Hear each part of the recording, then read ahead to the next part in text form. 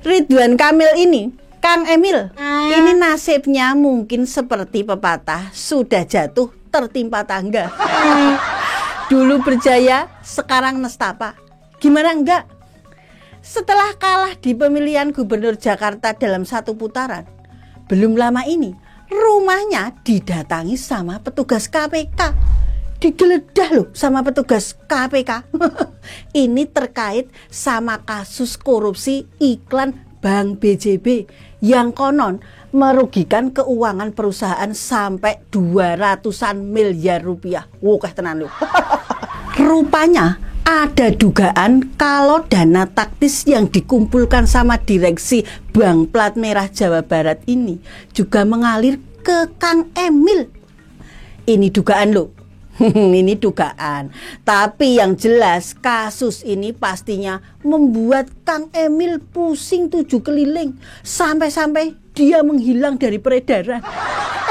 Dicari kemana-mana, tapi juga belum ketemu.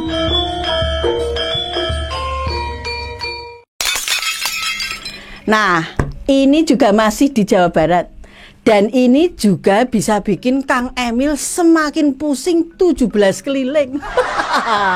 Ada Hibis Fantasi, taman wisata yang katanya indah, penuh bangunan unik, penuh bunga-bunga, tapi malah jadi sampah hukum karena berdiri di atas lahan yang diduga bermasalah. Sampai akhirnya Gubernur Jawa Barat sekarang ini, Kang Deddy Mulyadi, memerintahkan buat membongkar Taman Hibis Fantasi ini. Piye iki nak ngene iki. Dari gubernur dan jajarannya, juga warga itu sampai harus turun tangan membongkar proyek ini. Yang lebih mengejutkan lagi, ternyata tempat wisata ini dimiliki oleh orang-orang yang punya akses ke kekuasaan. Piye nek ngene iki. Konon lo ya, menurut penelusuran bocor alus, taman wisata ini dimiliki sama rekanan Kang Emil ketika masih bergulat di dunia arsitektur.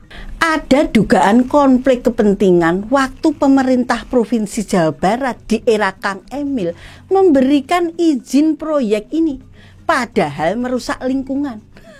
Makanya ya, jadi harus diingat, jabatan gubernur itu jabatan penuh tanggung jawab. Kalau ada korupsi di bawah kepemimpinannya, wajar kalau publik bertanya-tanya sejauh mana perannya. Gitu loh. BJB itu bank daerah, bukan warung kopi di pinggir jalan yang bisa tiba-tiba bangkrut tanpa sepengetahuan pemiliknya.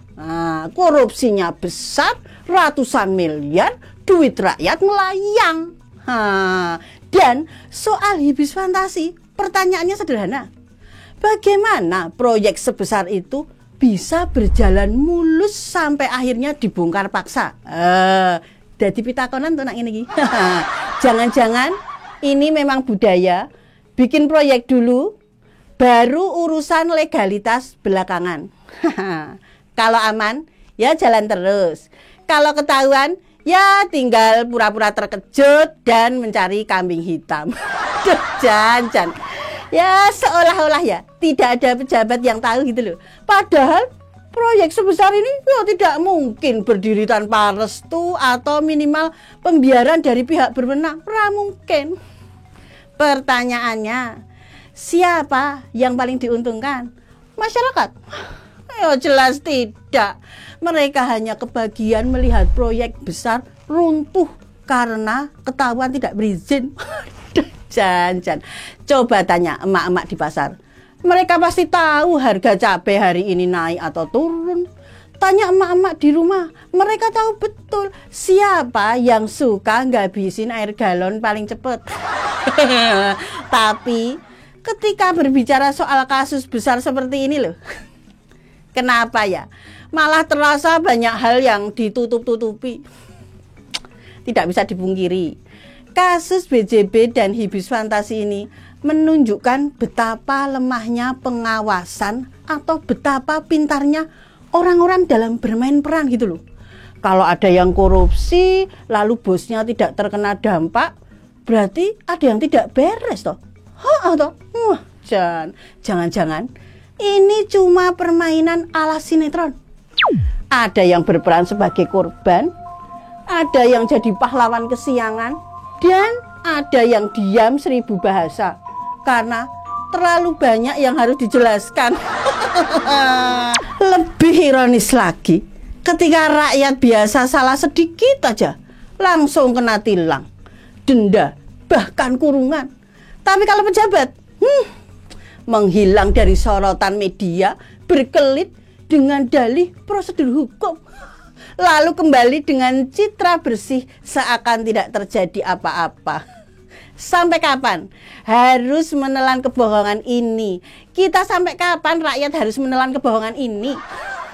Kami, rakyat ini, tidak butuh kata-kata manis dan alasan basi.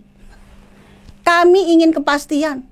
Duit rakyat harusnya ya buat membangun, bukan buat dikorupsi. Taman wisata harusnya jadi tempat hiburan, bukan tempat orang cari celah main proyek. Wah, ramutu tenan. Dan seorang pemimpin harusnya jadi teladan, bukan hanya sekedar nama besar yang lepas tangan ketika ada masalah. Piye nek ngono kuwi? Pak Ridwan Kamil boleh saja masih berstatus saksi, tapi emak-emak di negeri ini juga tidak bodoh. Kami tidak bodoh. Kami bisa melihat mana yang jujur, mana yang hanya pintar berkelit.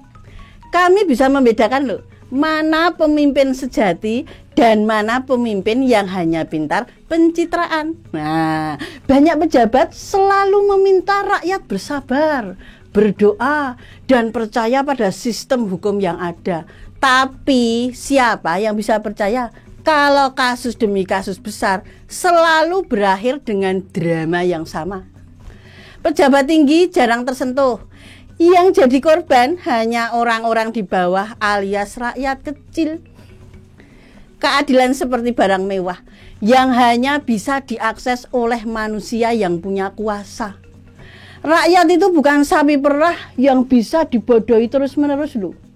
Jika pejabat masih menganggap mereka itu kebal dari pertanggungjawaban, maka mereka lupa suara rakyat bisa jadi senjata. Pejabat boleh licin seperti belut, tapi ingat, rakyat sekarang sudah lebih pintar dari yang kalian kira. Jangan harap loh kasus ini bisa menguap begitu saja. Jika hukum tidak berani bertindak tegas, maka rakyatlah yang akan menuntut dengan cara mereka sendiri. Hati-hati, kepercayaan yang dikhianati tidak akan bisa dikembalikan.